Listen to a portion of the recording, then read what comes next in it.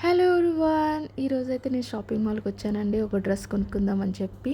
So, నేను వెళ్తూ ఉంటే నాకిలా చాక్లెట్ ఫౌంటైన్ కనిపించింది. సో, ఇది చూసిన తర్వాత కొనకుండా ఎలా ఉంటాను. సో, చాలా టెంప్టింగ్ అనిపించుకొని ఓ చాక్లెట్ అయితే కొనేసాను.